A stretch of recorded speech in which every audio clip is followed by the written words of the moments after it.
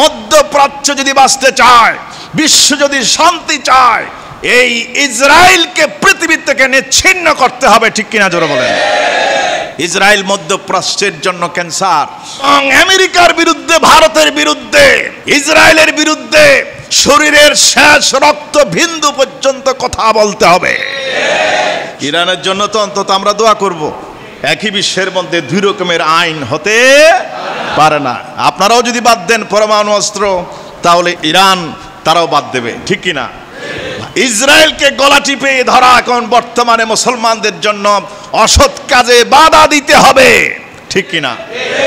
সারা দুনিয়ার মধ্যে তিনটা রাষ্ট্র এখন উচ্ছৃঙ্খল বিশৃঙ্খল পরিবেশ সৃষ্টি করতেছে সারা পৃথিবীর মধ্যে। এক নম্বর আমেরিকা। জবাব কিন্তু আপনাদের পক্ষ থেকে এসেছে, আমি বলার আগে আপনারা বলছেন আমেরিকা। দুই নম্বর এই তো ইসরায়েল। তিন নম্বর ভারত। আপনারা তিনটা উত্তর আপনাদের পক্ষ থেকে চলে এসেছে। এক নম্বর দুষ্ট, এক নম্বর সন্ত্রাসী, তার নাম হচ্ছে ট্রাম্প, অর্থাৎ তার দেশ আমেরিকা। দুই নম্বর ইসরায়েল। ইসরায়েল মধ্যপ্রাচ্যের জন্য ক্যান্সার। এটা কোরিয়ার প্রধানমন্ত্রী বলেছে এটা ক্যান্সার। ঠিক কিনা? হাতে ক্যান্সার হলে বা শরীরের কোন অংশে ক্যান্সার হলে আপনি যদি বাঁচতে চান তাহলে কি করতে হবে? এটা কেটে ফেলে দিতে হবে। আঙ্গুলের মধ্যে ক্যান্সার হয়েছে, হাতে ক্যান্সার হয়েছে, আপনি যদি বাঁচতে চান তাহলে হাত কেটে ফেলে দিতে হবে। অনুরূপভাবে মধ্যপ্রাচ্য যদি বাঁচতে চায়, বিশ্ব যদি শান্তি চায়, এই ইসরায়েলকে পৃথিবী থেকে নিচ্ছিন্ন করতে হবে। ঠিক কিনা জোরে বলেন? আল্লাহ পাক তৌফিক নসিব করুন।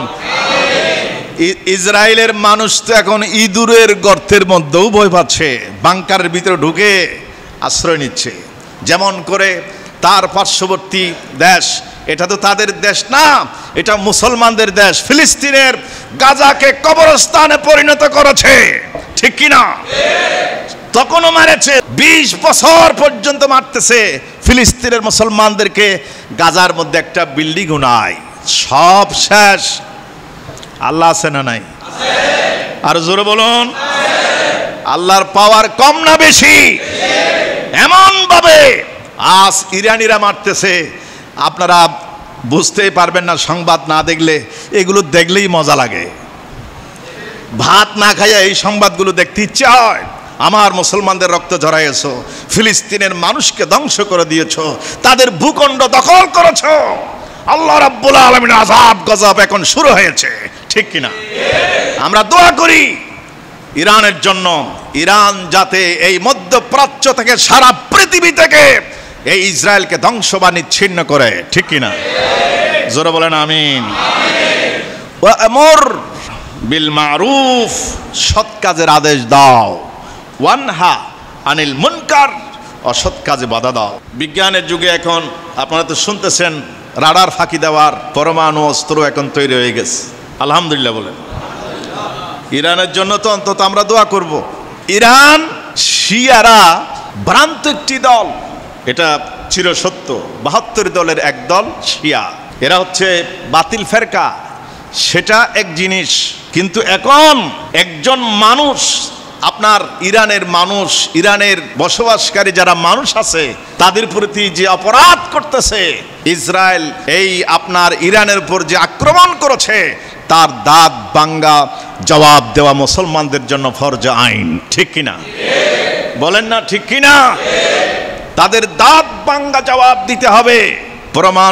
পরমাণু অস্ত্রের সত্ত্বাধিকারী যদি আমেরিকার রাইট থাকে, যদি রাশিয়া বানাইতে পারে, জাপান বানাইতে পারে, তাহলে মুসলমান রাষ্ট্র ইরান পরমাণু অস্ত্র বানাইতে পারবে না কেন? একই বিশ্বের মধ্যে দুই রকমের আইন হতে পারে না। আপনারাও যদি বাদ দেন পরমাণু অস্ত্র, তাহলে ইরান তারাও বাদ দেবে। ঠিক কিনা? এবং আমেরিকার বিরুদ্ধে, ভারতের বিরুদ্ধে, ইসরায়েলের বিরুদ্ধে শরীরের শেষ রক্ত বিন্দু পর্যন্ত কথা বলতে হবে। শুধু আমি বলবো না, আমার পরিবারকে বলতে হবে, আমার সন্তানকে বলতে হবে। এই ট্রেনিং পরিবারকে দিতে হবে। সেই শিক্ষা সূরা লোকমান থেকে আমরা পাই।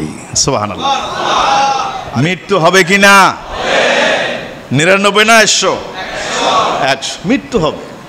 সেই মৃত্যু গাড়ির তলায় হইতে পারে, সেই মৃত্যু বিমান অ্যাক্সিডেন্ট করে হইতে পারে, সেই মৃত্যু জাহাজ ডুবে হইতে পারে সমুদ্রের মধ্যে, সেই মৃত্যু বিছানার মধ্যে হইতে পারে। মৃত্যু তো হবেই। সেই মৃত্যু যদি আমি আমার আল্লাহ রাব্বুল আলামিনের জন্য, আমার রাসূলের জন্য, ইসলামের জন্য, কোরআন সুন্নাহর জন্য যদি দিতে পারি, আমার দেশের জন্য যদি রক্ত দিয়ে মারা যেতে পারি হকের জন্য, তাহলে আমার সফল জীবন, আমার মৃত্যু সফল। কারণ এমনি বিছানার মধ্যে পড়ে আধা ঘন্টা কষ্ট মানুষ সবাই পায়, অনেকে কষ্ট পায়ই না, গাড়ির তলায় পড়লেও কষ্ট পাবে। কিন্তু বাতিলদের, ইসলামের শত্রুদের আঘাতে যদি গুলি খেয়ে মারা যেতে পারেন, 5 মিনিট কষ্ট পাবেন, 10 মিনিট কষ্ট পাবেন, এরপর আল্লাহ পাক আপনাকে জান্নাত ওপেন করে দিবেন। এই জন্য শাহাদতের মৃত্যু আপনারা কামনা করবেন। একজন আপনার ইরানের প্রেসিডেন্টের সামনে আয়াতুল্লাহ হোমেনি, ওনার সামনে ছোট্ট একটা ছেলে দোয়া চাইতে আসছে। উনি ছেলেটা বলতেছে আমি শহীদ হতে চাই, ছোট্ট ছেলে। খামেনি বলেছে যে তুমি এখন শহীদ হইও না, তোমার বয়স আরো অনেক খেদমত করতে হবে, ইসলামের খেদমত করতে হবে। তোমার বয়স যখন 80 হবে তখন তুমি শহীদ হইও, তোমার জন্য অনেক কাজ বাকি আছে। শহীদ মৃত্যু যখন হবে সেই মৃত্যু কামনা করুন মক্কা শরীফের এরিয়ার ভিতরে, সেই মৃত্যু কামনা করুন মদিনা শরীফের হেরাম শরীফের ভিতরে, সেই মৃত্যু কামনা করুন জুমার দিন, জুমার রাত, ঈদের দিন, শবে কদরের রাত, শবে বরাতের রাত, মেরাজের রাত যদি মৃত্যু হয়। ইন্নামাল আমালু বিল খাওয়াতিম, শেষ ভালো যার সব ভালো তার, আল্লাহ পাক আপনাকে জান্নাত নসিব করবেন। আরো জোরে বলেন আমিন।